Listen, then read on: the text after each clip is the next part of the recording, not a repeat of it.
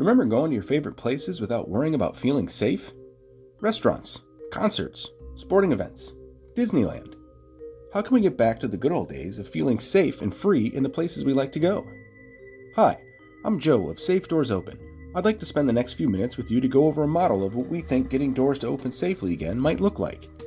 We need to open up a discussion on thoughts and ideas of how to best proceed when venturing out, so I encourage you, please share your thoughts and comments. Let's get started.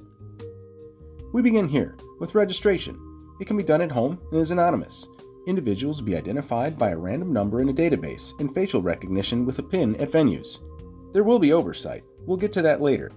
Profiles will also store antibody test status, which means if you have them, you'll get in faster. Labs will sign up so they can send results to a database.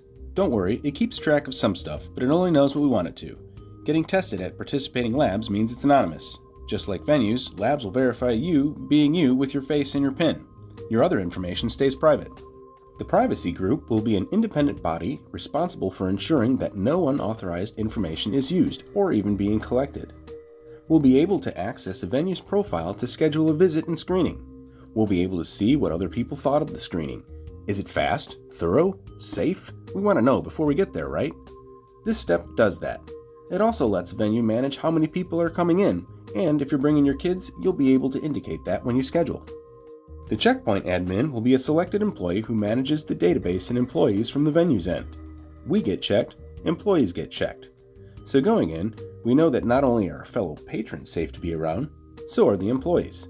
Registration pops us into the virtual queue. Now the venue knows to expect us and when. When we arrive, we're still practicing distancing and wearing our personal protective equipment, and checkout can be done via phone for maximum safety. We've made it this far. This is where we meet up with any of our party that checked in separately. The checkpoint officiant will ensure everyone is properly outfitted, explain any venue specifics, and give testing instructions. Anyone who's visibly sick will be asked to remove themselves. We're still masked and distancing. Depending on when, where, and the weather, we could still be in our cars. A lot of the details in the pre-screening steps will depend on the venue. At this point, everybody who's been pre-screened and deemed protected will be verified, issued a wristband, and invited in. If someone's positive results can't be verified, they'll go into queue for viral screening. Currently, the technology is not where it needs to be. While innovative tech and data emerge, we need to make sure that these tests are going to be low cost, accurate, fast, and available. After our swabbing, we'll return to the waiting area. By the way, seats here will be assigned and cleaned between queues. Once everybody has, fingers crossed, tested negative for coronavirus, wristbands are given and entry is granted to the safe zone. So here we are, barefaced but safe. Was it entirely convenient getting here? Nope. But this is where we can party like it's 1999, or very early in the current year. Whatever you're into is fine. We can now lose the masks.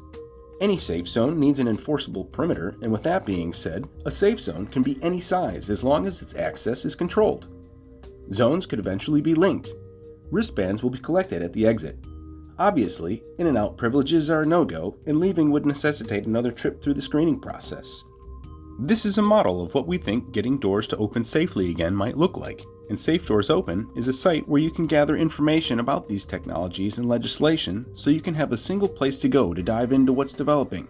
Hopefully, by opening up this conversation more, together we can navigate through and figure out how to get back to going to our favorite places safely and ethically.